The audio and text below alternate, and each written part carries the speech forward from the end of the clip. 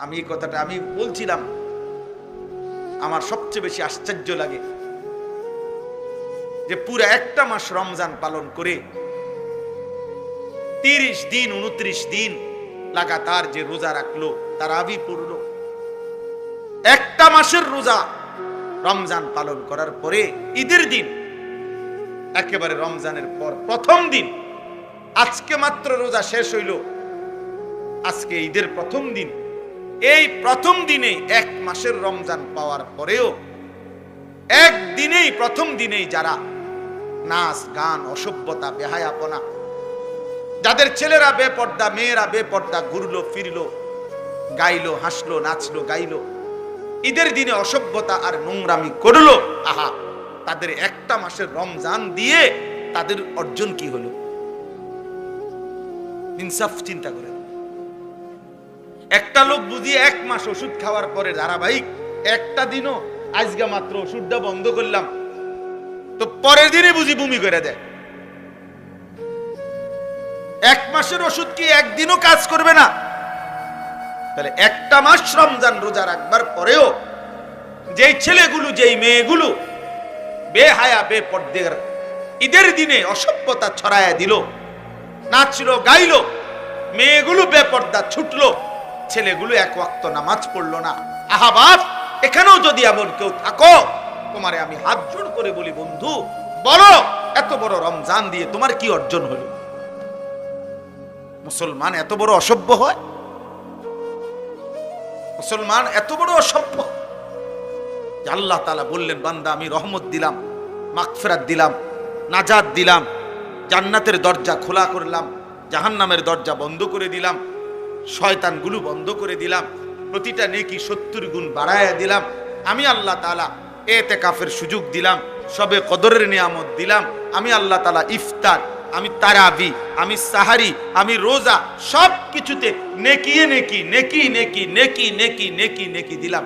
রোজাতেও নেকি, তারাবিতেও নেকি, ইফতারেও নেকি, সাহারিতেও নেকি, ইতিকাফেও নেকি, সবে কদরে 1000 মাসের চাইতে রাতের চাইতে বেশি নেকি।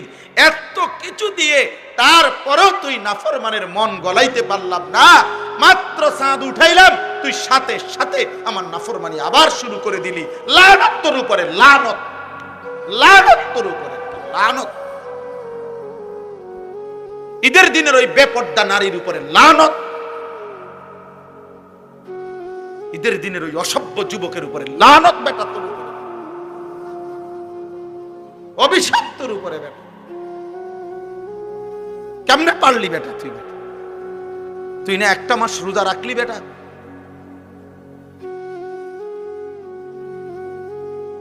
একদিনও কি মানুষের গুনাহ থেকে বাঁচে না?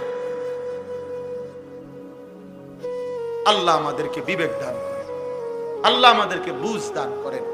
তাহলে আমার কথা শেষ। আল্লাহ তাআলা বলছেন, এই যে আয়াত আমি পড়ছি, এই আয়াতের মধ্যে আল্লাহ তাআলা বলছেন, ইউরিদুল্লাহু বিকুমুল ইউসরা ওয়ালা ইউরিদু বিকুমুল উসর।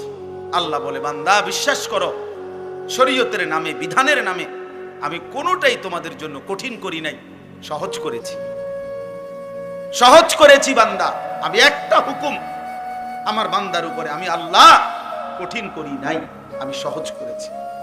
কাজেই বলি তুকমিলুল ইদ্দাতা, আমার রোজার মাসটা রমজান সবগুলো হুকুম আহকামের মাধ্যমে একেবারে গুনে গুনে পূর্ণ করো। আল্লাহ বলছি রোজা পুরা রাখো, ইফতার, তারাবি, সাহারি, ইতিকাফ, শবে কদর, সবগুলো হুকুম আহকাম পূর্ণ আদায় করো। আর বলি তুকাব্বিরুল্লাহ আলা মা হাদাকুম, আমি যে তোমারে হেদায়েত দিলাম, রমজান দিলাম, এতগুলো নিয়ামতের, এতগুলো আমলের, এতগুলো নেকির সন্ধান দিলাম, এই জন্য ঈদের দিনে তুমি আমার তাকবীর আল্লাহু আকবারের আওয়াজ বুলন্দ করো। এই জন্য ঈদের দিনে আমরা কি পড়ি? সুন্নাত আল্লাহু আকবার, আল্লাহু আকবার, লা ইলাহা ইল্লাল্লাহু আল্লাহু আকবার, আল্লাহু আকবার, ওয়ালিল্লাহিল হামদ। তাহলে আল্লাহ ঈদের দিনে বলল তাকবীর দিতে, তোমারে কি ডেক্সেট বাজাইতে বলছে হারামি? তুমি ডেক্সেট বাজাই লাগা,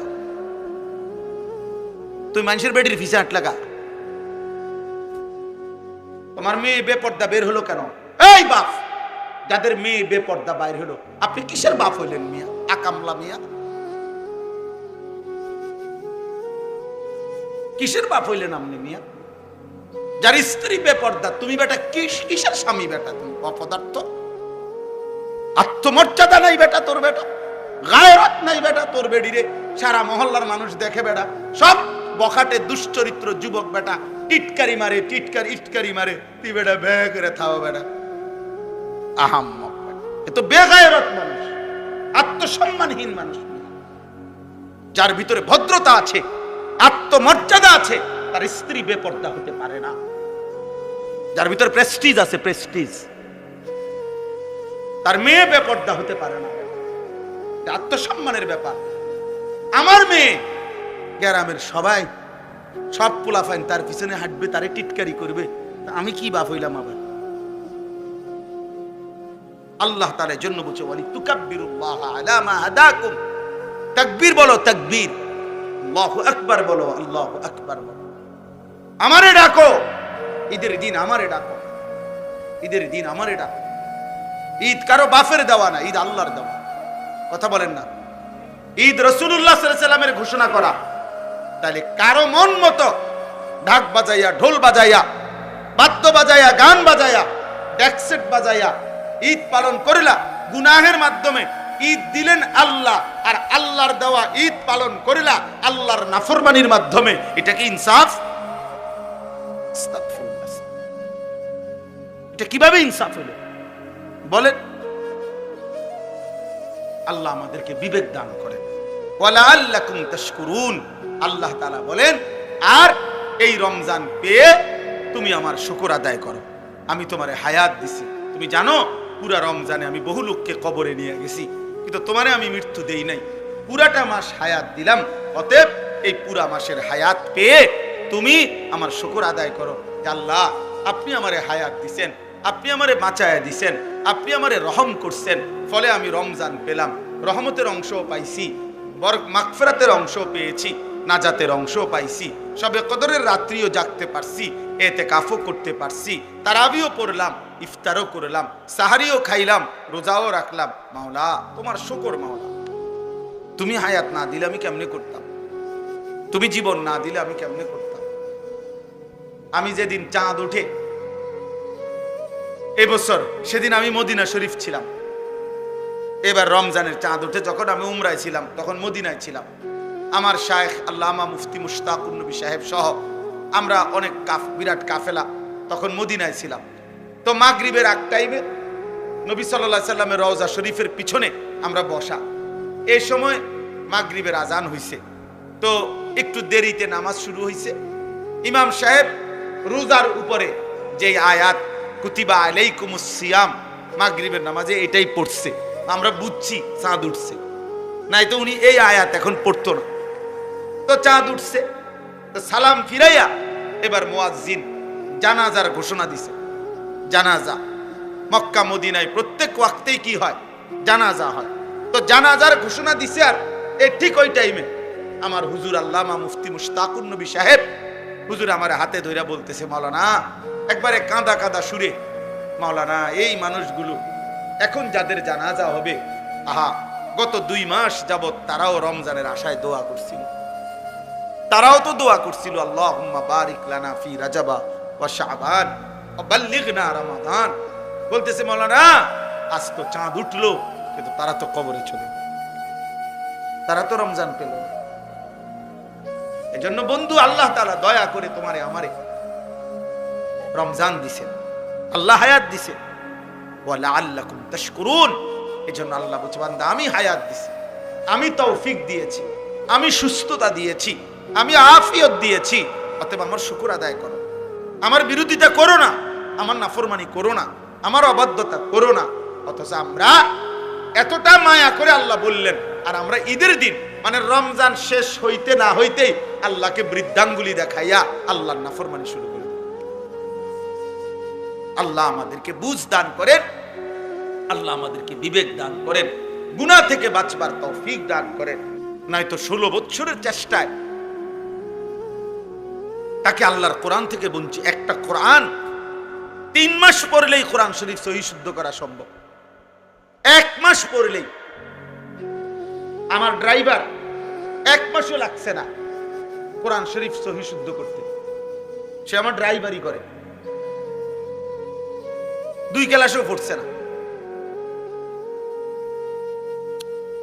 প্রাইমারি পাস করছে কিনা সন্দেহ, আল্লাহর কোরআন পড়তে পারে। এইবার রমজানে আমার সাথে ইতিকাফ করছে আমার ড্রাইভার, রমজানের ইতিকাফে কোরআন শরীফ সবক নিছে। আমি বলছি এই শুধু এই সবকের বরকতে ইনশাআল্লাহ বেতন বাড়াই দিলাম।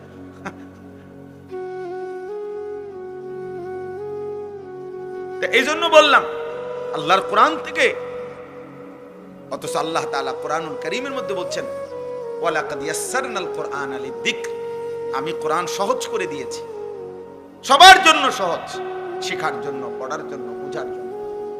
এই জন্য প্রিয় ভাই আমার, এই যে কয়জন নওজোয়ান ভাই বসছো এখানে, স্কুল পড়ুয়া, কলেজ পড়ুয়া, ইউনিভার্সিটি পড়ুয়া, আমি অনুরোধ করি সবার কাছে আল্লাহর কোরআন পড়েন। রাসূলুল্লাহ সাল্লাল্লাহু আলাইহি সাল্লামের এক হাদিস পড়েন, কোনো না কোনো ভাবে। সব পড়া ছেড়ে দিতে বলি না আমি, স্কুল পড়া বন্ধ করে দেন, কলেজ পড়া বন্ধ করে দেন, আমি এটা বলি না, কসম আল্লাহর আমি এটা বলছি না। পড়ে কোনো সমস্যা নাই, পড়ো ভাইয়া, কোনো অসুবিধা নাই, তুমি আরো পড়ো, আরো পড়ো, আরো পড়ো, পড়াই তো দরকার। এই পৃথিবীতে সবচেয়ে প্রথম, সবচেয়ে বেশি পড়ালেখার গুরুত্ব দিয়েছে যেই ধর্ম, সেটা ইসলাম। ইসলাম যেদিন পৃথিবীতে আমাদের নবী সাল্লাল্লাহু আলাইহি ওয়াসাল্লামের মাধ্যমে আল্লাহ তাআলা যেদিন পৃথিবীতে এই ইসলামকে, এই দ্বীনকে পরিচিত করছেন, সেদিনের প্রথম শব্দই ছিল ইকরা। এই কথার দ্বারাই ইসলাম পৃথিবীতে কি হয়েছে? আকামলা মানুষ। এটা করে কোন জীবনের কোন নিজের ধর্মের কোন গুরুত্বই বোঝে নাই বেটা। এ রাসূলুল্লাহ সাল্লাল্লাহু আলাইহি সাল্লামের মহব্বত, আল্লাহর কোরআন যে দেখে দেখেও পড়তে পারে না, আমি বললাম তার কলিজার ভিতরে আল্লাহর রাসূলের ভালোবাসা বলতে কিচ্ছু নাই, কিচ্ছু নাই, কিচ্ছু নাই, কিচ্ছু নাই মিয়া। আমি বললাম, আপনি চ্যালেঞ্জ করেন, আমার নাম আনিসুর রহমান, আমি বললাম। কারণ রাসূলুল্লাহ সাল্লাল্লাহু আলাইহি সাল্লাম এই পৃথিবীতে কোরআনুল কারীমে আল্লাহ তাআলা 4 বার বলছে, এই পৃথিবীতে নবীজিকে, রাসূলকে আমি পাঠিয়েছি 1 নাম্বার যে উদ্দেশ্য, সেটা হলো ইয়াতলু আলাইহিম আয়াতিহি, কোরআনুল কারীমের তেলাওয়াত। নবীর সাথে উম্মতের প্রথম সম্পর্ক কোরআনের তেলাওয়াত, প্রথম সম্পর্ক কোরআনুল কারীমের তেলাওয়াত। জানেন না, রাসূলুল্লাহ সাল্লাল্লাহু আলাইহি সাল্লামের সাথে কোনো সম্পর্কই আপনার হলো না, আপনি তো প্রথম নাম্বারে ফেল। কোরআন শরীফের আয়াত, লাকাদ মান্নাল্লাহু আলাল মুমিনিন ইদ বাআসা ফীহিম রাসূলাম মিন আনফুসিহিম ইয়াতলু আলাইহিম আয়াতিহি। কিভাবে আপনি নবীকে ভালোবাসবেন? নবীজির 1 নাম্বার মিশন ছিল কোরআন তিলাওয়াত। আমার শায়েখ আল্লামা মুফতি মুশতাকুন নবী সাহেব হুজুর এটা বুঝায় বলছে যে মানুষের মধ্যে সম্বোধন 3 ধরনের, আমি, তুমি, সে। মানুষ এই 3টাই বুঝায়, আমি, তুমি, সে। কোরআনুল কারীমের মধ্যে আল্লাহ তাআলা এই 3 শব্দেই কোরআন তেলাওয়াতের কথা বলছে। ইয়াতলু আলাইহিম আয়াতিহি, সে কোরআন তেলাওয়াত করবে। উতলু ইলাইকা মা উহিয়া মিনাল কিতাব, নবীকে বলছে তুমি, আপনি কোরআন তেলাওয়াত করেন। আবার নবীজি বলছে আমার আল্লাহ আমাকে আদেশ করছে আন আতলু আল কোরআন, আমি যেন কোরআন পড়ি। তাহলে কোরআন পড়বো আমি, কোরআন পড়বেন আপনি, কোরআন পড়বে সে। আমি, তুমি, সে, সবাই কোরআন পড়বে। কোরআন পড়বে কে বলেন না? আমি, আর কে? তুমি, আর কে? সে। তাইলে কোরআন আমিও পড়বো, আমার বাপও পড়বে, আমার মাও পড়বে, আমার স্ত্রীও পড়বে, আমার ছেলেটাও পড়বে, আমার মেয়েটাও পড়বে, আমার নাতিও পড়বে, আমার নাতনিও পড়বে। আমি, তুমি, সে, সবার জন্য কোরআন। আমিও মুসলমান, সেও তো মুসলমান, তুমিও তো মুসলমান, কোরআন পড়বে না কেন? আচ্ছা, এই বিষয়টার উপরে এতটা গুরুত্ব এখন কেন দিলাম হঠাৎ এই এখনকার বয়ানে আপনাদের কাছে? রাগ হয়ে না, আমার একটা কারণ আছে। এই মসজিদে যারা নামাজ পড়েন, দয়া করে আপনারা একটু হাত উঠান তো। এই মানে এই মসজিদের মুসল্লি যারা, হাতটা উঠান। আচ্ছা, মাশাআল্লাহ, হাত না মানে আপনারা একটা ইনসাফের কথা, রাগ হয়ে না, আমি শুধু বুঝার জন্য, আপনাদের চোখ খোলার জন্য বলতেছি। এই মসজিদ আপনাদের এতগুলো এসি লাগানো, মসজিদে থাই গ্লাস লাগানো, টাইলস লাগানো, সবটা মসজিদ ঝকঝকে এত সুন্দর। আপনাদের মসজিদে তাকের মধ্যে যে কোরআন শরীফগুলো রাখা আছে, এই কোরআন শরীফগুলোর এই পরিমাণ অবহেলিত কেন? এখন জবাব বলেন, নাহলে আমি এখন আইনা দেখাই। এই কোরআন শরীফগুলো কতশো বছরের পুরাতন। এই কোরআন শরীফগুলোর একটা কোরআন শরীফের ভিতরে একটা গিলাফ নাই। এই কোরআন শরীফগুলো কোনোদিন কেউ মনে ধরে ছুঁয়ো দেখে নাই। আল্লাহর কোরআন, পুরা মসজিদের সবকিছু এত সুন্দর। রবের কোরআনের প্রতি কারো কি দিলে আসলো না যে এই কোরআন শরীফগুলোর মধ্যে একটা গিলাফ লাগাই? কারো কি কলিজায় আসলো না যে কোরআন শরীফগুলো একটু সুন্দর করে ভাঁজ করে রাখি? কারো কি দিলে আসলো না যে কোরআন শরীফের সামনে দিয়ে একটা গ্লাস লাগাই? কেন এখানে গ্লাস, এখানে নাই কেন? বলেন চাচা, এখন বলেন। কারণ একটাই, কলিজার ভিতরে আল্লাহর কোরআনের প্রয়োজনীয়তা নাই। এটা শুধু বলে হুজুর আমনে না, আমি আগেই বলে নিছি, রাগ হইেন না। এটা আমার একটু, যেখানেই আমি দেখি আমি বলি, চোখে আঙ্গুল দিয়ে বললাম। এরকম হাজারো মসজিদ, লাখো মসজিদ যেখানে সবকিছু অত্যাধুনিক, আল্লাহর কোরআন অবহেলিত। এবং এমন বহু জায়গা আমি দেখছি যেখান দিয়ে কোরআন শরীফ রাখছে, ব্যাটারির বাক্স হেন দিয়ে থুইছে, মোমবাতি কোরআন শরীফ লগে থুইছে, আগরবাতির বাক্স হেন দিয়ে থুইছে, মেজবাতি এনে রাখছে। মানে যত এই মসজিদের অপ্রয়োজনীয় জিনিসগুলো এখান দিয়ে থুইছে। বুঝেন না কথা? নাহলে কোরআন শরীফের লগে আগরবাতি রাখলেন কেন? কোরআন শরীফের লগে মেজবাতি রাখলেন কেন? কোরআন শরীফের লগে ব্যাটারি থুলেন কেন? আপনারা থুইছেন, আমি এটা কই না, মানে বুঝাইলাম। আইপিএস এর বাক্স এখানে থুলেন কা? এখন এদিক দিয়ে কোরআন শরীফ, আইপিএস এর বাক্স, আর জায়গা নাই মসজিদে। মূল কারণ হলো এটা তো কেউ ধরে না, এটা তো কারো দরকার লাগে না। আল্লাহ আমাদেরকে বুঝ দান করেন। আমার বাপ, রাগ হইয়েন না, দাওয়াত দিয়ে নেই বেজ্জুতি দিয়ে করলেন না, বেজ্জুতি না, বিবেক জাগাইতে চেষ্টা করলাম। আপনারা নিজ জিম্মাদারিতে এখানে যে আছেন এই মহল্লা, আমনে একজন ভাই এখন হিম্মত করেন, বলেন যে এখানে এই মসজিদের যতগুলো কোরআন শরীফ আছে, 50টা হোক আর 100টা হোক, আপনি গিলাফ লাগাই দিবেন যত টাকা লাগে। বলেন ইনশাআল্লাহ। আপনার নাম কি? হ্যাঁ, আমাদের জাকির হোসেন ভুইয়া ভাইয়া। ইনশাআল্লাহ এগুলো আপনি লাগাই দিবেন, এগুলো সব ঠিক আছে ইনশাআল্লাহ। হ্যাঁ, আল্লাহ কবুল করেন। হ্যাঁ, কোরআনুল কারীমকে আজমত করেন।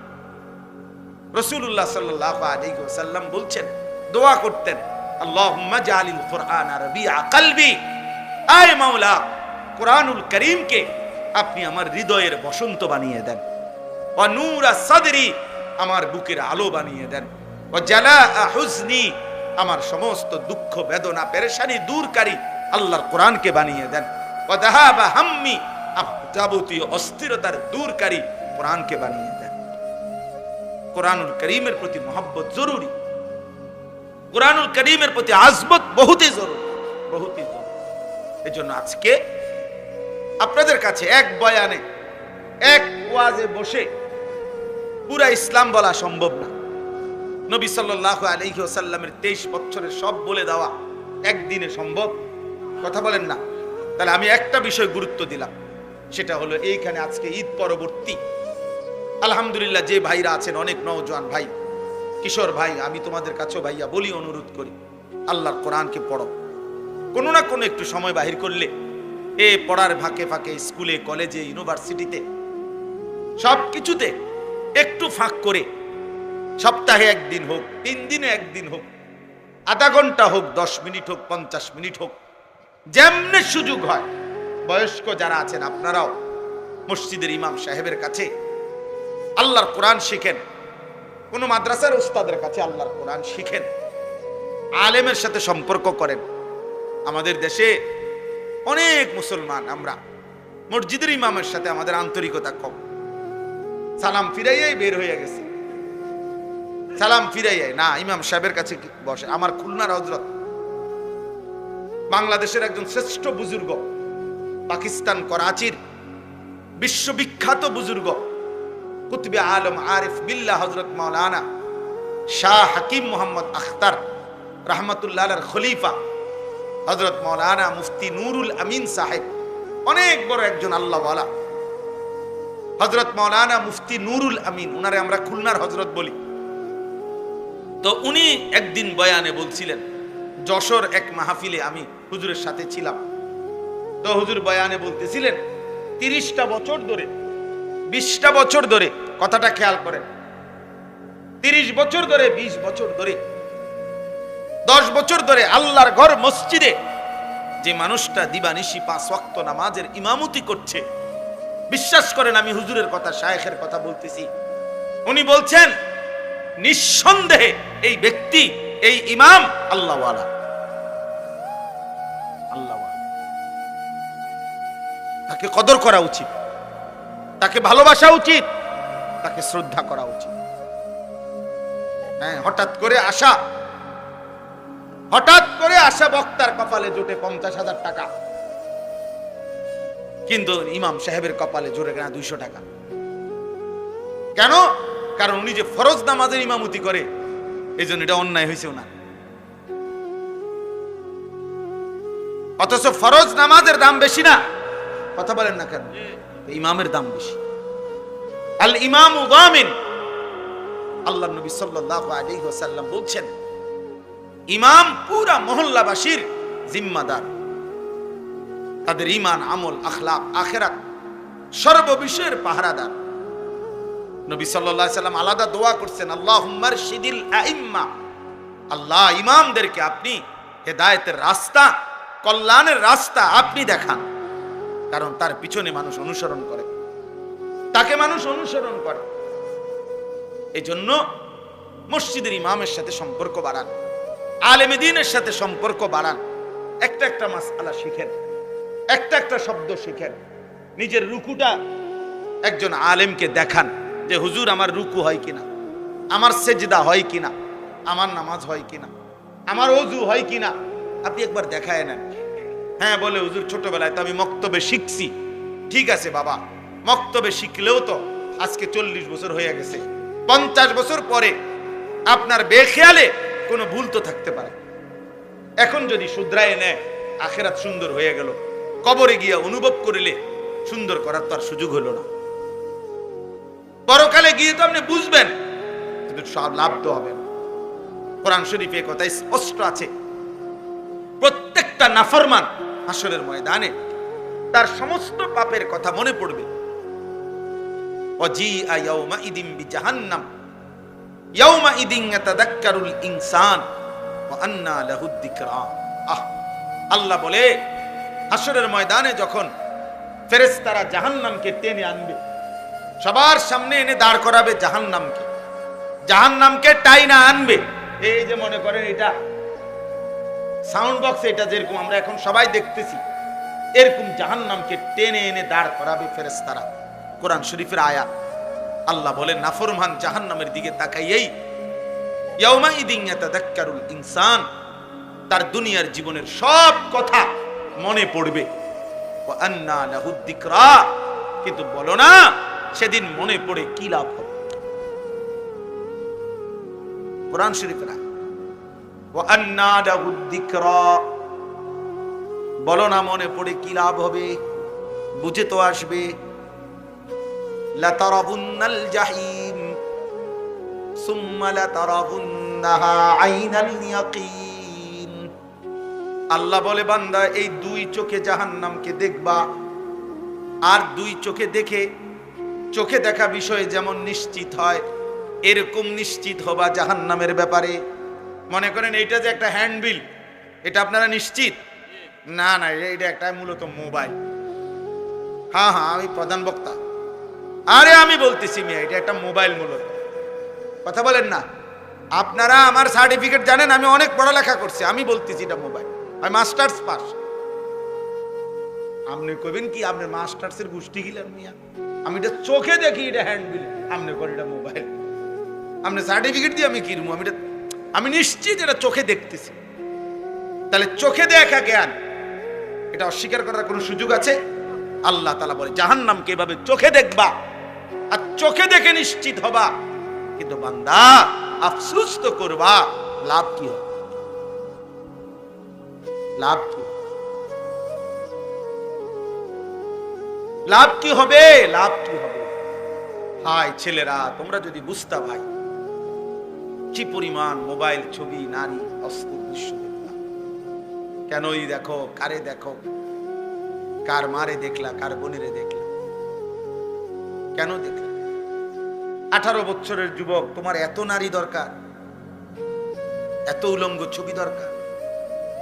এত অল্প বয়সে যদি এত বড় অসভ্য হয়ে যাও, বাকি জিন্দেগি কেমনে পার করবা ভাইয়া?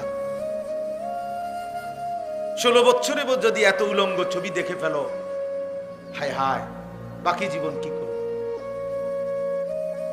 18 বছর না যাইতেই যদি এত সারা রাত মোবাইলে নারীর ছবি, নাচ, গান, উলঙ্গ দৃশ্য দেখো, হায় হায় জানোয়ার, আগামী জিন্দেগি কেমনে চালাইবা?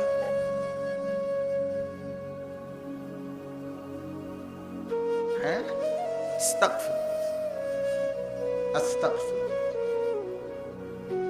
আজকের পত্রিকা আসছে ইসরায়েলের ইহুদি কুত্তারা এই মুহূর্তে গাজার ফিলিস্তিনের মুসলমানকে এভাবে বোমা হামলা করছে।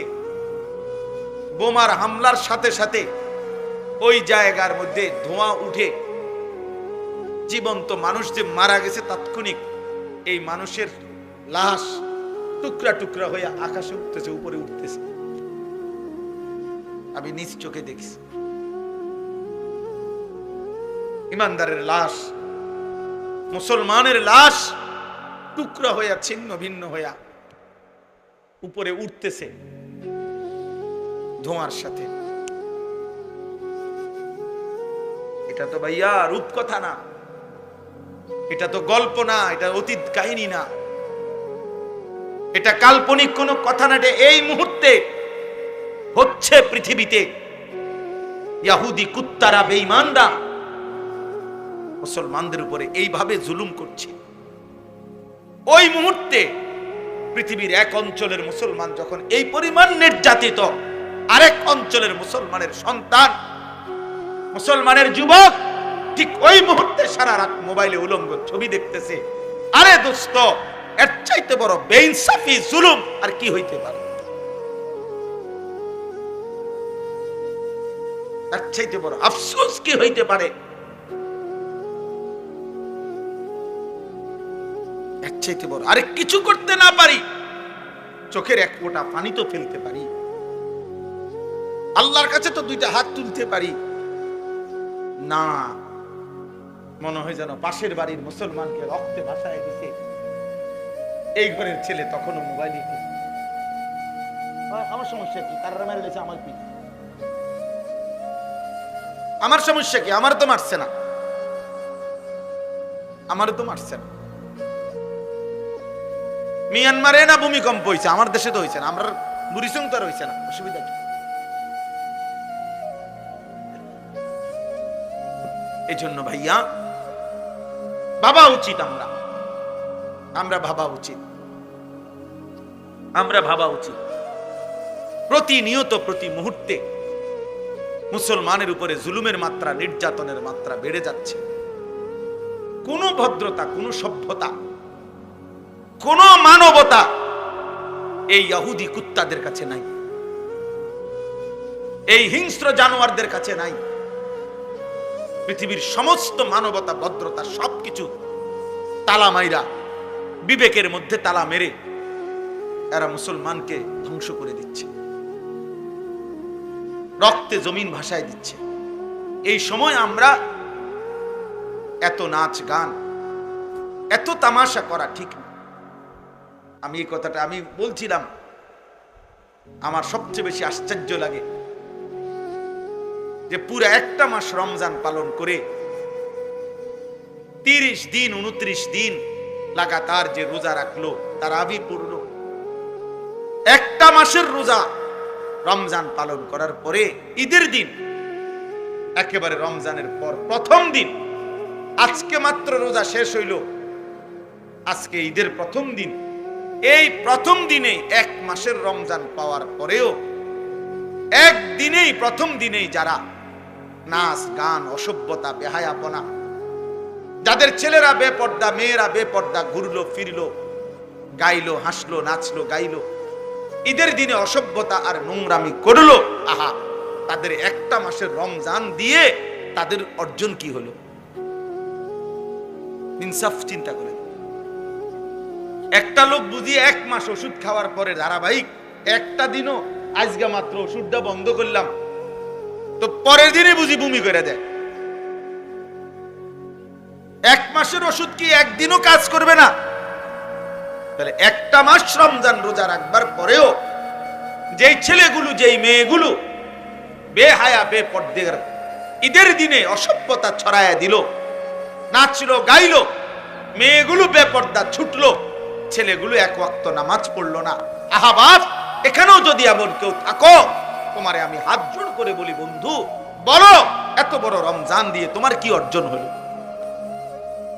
মুসলমান এত বড় অসভ্য হয়? মুসলমান এত বড় অসভ্য?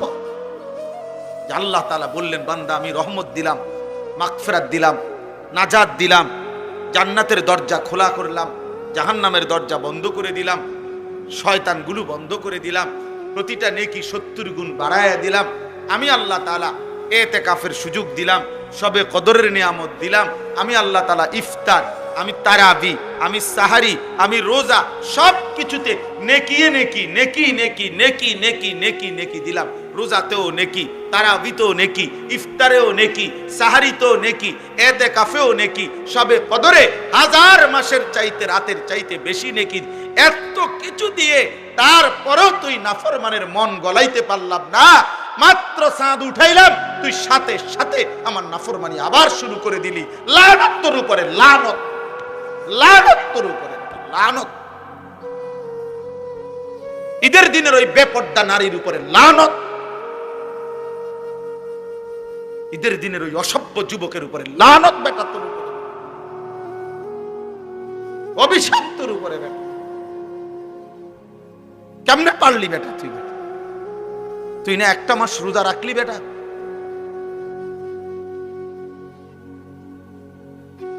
একদিনও কি মানুষের গুনাহ থেকে বাঁচে না?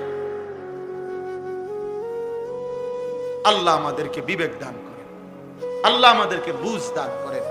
তাহলে আমার কথা শেষ।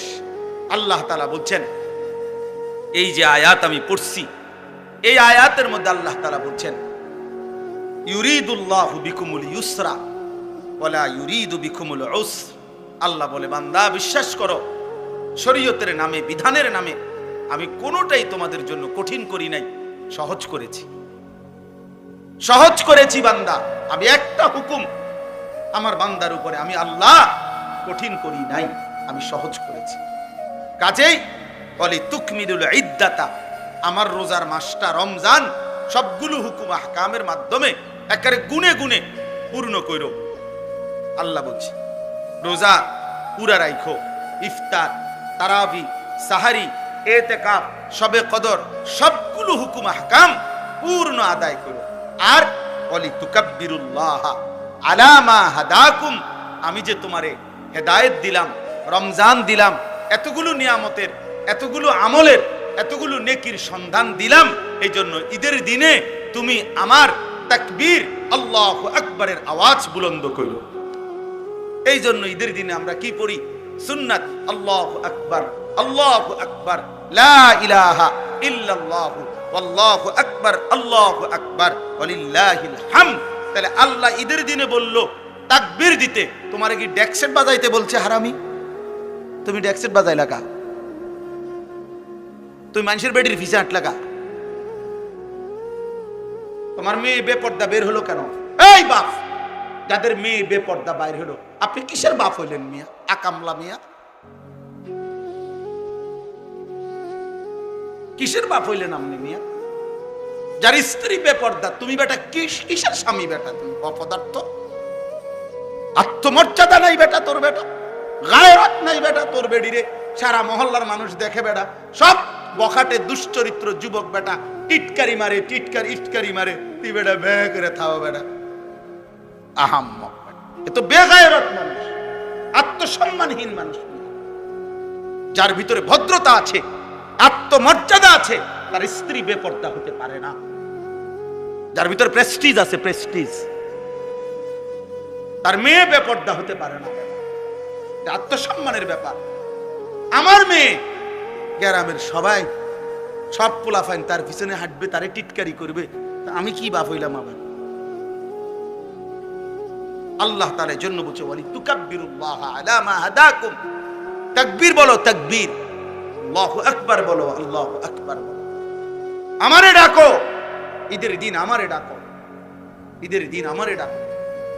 ঈদ কারো বাপের দেওয়া না, ঈদ আল্লাহর দেওয়া। কথা বলেন না? ঈদ রাসূলুল্লাহ সাল্লাল্লাহু আলাইহি সাল্লামের ঘোষণা করা। তাহলে কারো মন মতো ঢাক বাজাইয়া, ঢোল বাজাইয়া, বাদ্য বাজাইয়া, গান বাজাইয়া, ডেকসেট বাজাইয়া ঈদ পালন করিলা, গুনাহের মাধ্যমে ঈদ দিলেন আল্লাহ, আর আল্লাহর দেওয়া ঈদ পালন করিলা আল্লাহর নাফরমানির মাধ্যমে। এটা কি ইনসাফ? এটা কিভাবে ইনসাফ হলো বলেন? আল্লাহ আমাদেরকে বিবেক দান করেন। ওয়ালাআল্লাকুম তাশকুরুন, আল্লাহ তাআলা বলেন, আর এই রমজান পেয়ে তুমি আমার শুকর আদায় করো। আমি তোমারে হায়াত দিছি। তুমি জানো পুরা রমজানে আমি বহু লোককে কবরে নিয়ে গেছি, কিন্তু তোমারে আমি মৃত্যু দেই নাই, পুরাটা মাস হায়াত দিলাম। অতএব এই পুরা মাসের হায়াত পেয়ে তুমি আমার শুকর আদায় করো। আল্লাহ, আপনি আমারে হায়াত দিছেন, আপনি আমারে বাঁচায়া দিছেন, আপনি আমারে রহম করছেন, ফলে আমি রমজান পেলাম, রহমতের অংশও পাইছি, মাগফিরাতের অংশও পেয়েছি, নাজাতের অংশও পাইছি, সবে কদরের রাত্রিও জাগতে পারছি, ইতিকাফও করতে পারছি, তারাবিও পড়লাম, ইফতারও করলাম, সাহারিও খাইলাম, রোজাও রাখলাম। মাওলা তোমার শুকর। মাওলা তুমি হায়াত না দিলে আমি কেমনে করতাম? তুমি জীবন না দিলে আমি কেমনে করতাম? আমি যেদিন চাঁদ উঠে এবছর, সেদিন আমি মদিনা শরীফ ছিলাম। এবার রমজানের চাঁদ উঠে যখন আমি উমরায় ছিলাম, তখন মদিনায় ছিলাম। আমার শায়েখ আল্লামা মুফতি মুশতাকুর নবী সাহেব সহ আমরা অনেক বিরাট কাফেলা তখন মদিনায় ছিলাম। তো মাগরিবের আগ টাইমে নবী সাল্লাল্লাহু আলাইহি সাল্লামের রওজা শরীফের পিছনে আমরা বসা। এই সময় মাগরিবের আজান হইছে, তো একটু দেরিতে নামাজ শুরু হইছে। ইমাম সাহেব রোজার উপরে যে আয়াত কুতিবা আলাইকুমুস সিয়াম, মাগরিবের নামাজে এটাই পড়ছে। আমরা বুঝছি চাঁদ উঠছে, নাই তো উনি এই আয়াত এখন পড়তো না। তো চাঁদ উঠছে, তো সালাম ফিরাইয়া এবার মুয়াজ্জিন জানাজার ঘোষণা দিছে। জানাজা মক্কা মদিনায় প্রত্যেক ওয়াক্তেই কি হয়? জানাজা হয়। তো জানাজার ঘোষণা দিছে, আর এই ঠিক ওই টাইমে আমার হুজুর আল্লামা মুফতি মুশতাকুর নবী সাহেব হুজুর আমার হাতে ধইরা বলতেছে, মাওলানা, একবারে কাঁদা কাঁদা সুরে, মাওলানা এই মানুষগুলো এখন যাদের জানাজা হবে, আহা গত 2 মাস যাবত তারাও রমজানের আশায় দোয়া করছিল, তারাও তো দোয়া করছিল, আল্লাহুম্মা বারিক লানা ফি রাজাবা ওয়া শাবান ওয়া বাল্লিগনা রমাদান। বলতেছে, মাওলানা আজ তো চাঁদ উঠলো, কিন্তু তারা তো কবরে চলে, তারা তো রমজান পেল না। এজন্য বন্ধু, আল্লাহ তাআলা দয়া করে তোমারে আমারে রমজান দিছেন, আল্লাহ হায়াত দিছে। ওয়ালাআল্লাকুম তাশকুরুন, এজন্য আল্লাহ বলছে, বান্দা আমি হায়াত দিছি, আমি তৌফিক দিয়েছি, আমি সুস্থতা দিয়েছি, আমি আফিয়ত দিয়েছি, অতএব আমার শুকর আদায় করো, আমার বিরোধিতা করো না, আমার নাফরমানি করো না, আমার অবাধ্যতা করো না। অথচ আমরা এতটা মায়া করে আল্লাহ বললেন, আর আমরা ঈদের দিন মানে রমজান শেষ হইতে না হইতেই আল্লাহকে বৃদ্ধাঙ্গুলি দেখাইয়া আল্লাহর নাফরমানি শুরু করি। আল্লাহ আমাদেরকে বুঝ দান করেন, আল্লাহ আমাদেরকে বিবেক দান করেন, গুনাহ থেকে বাঁচবার তৌফিক দান করেন। আজকে কি কথা হইল? 1 নাম্বার কথা হইল কোরআন সুন্নাহর ইলম জ্ঞান কোরআন সুন্নাহর অর্জন করা আমাদের প্রত্যেকের উচিত। 2 নাম্বার, প্রত্যেকে জওয়ান বুড়া নারী পুরুষ ছোট বড় প্রতিটি মুসলমান আল্লাহর কোরআন সহি শুদ্ধ শেখা উচিত, ঠিক কিনা বলেন না? 3 নাম্বার, আমাদের উচিত ছিল রমজানকে কদর করা, আমাদের উচিত ছিল ঈদের দিনে আল্লাহর নাফরমানি না করা। শেষ কথা হলো আমাদের উচিত আল্লাহ তাআলার শুকর আদায় করা যে আল্লাহ আমারে এখনো হায়াত দিবেন। আর শুকর মানে আল্লাহর আনুগত্য করা, আল্লাহর নাফরমানি ছেড়ে দেওয়া। আল্লাহ আমাকে, আমার যুবক ছেলেদেরকে, বয়স্ক বাবাদেরকে, পর্দার আড়ালের মাদেরকে সবাইকে তৌফিক দেন, কবুল করেন, আমিন। আলহামদুলিল্লাহি রাব্বিল আলামিন। মাওলায়ে কারীম আপনি মাফ করে দেন।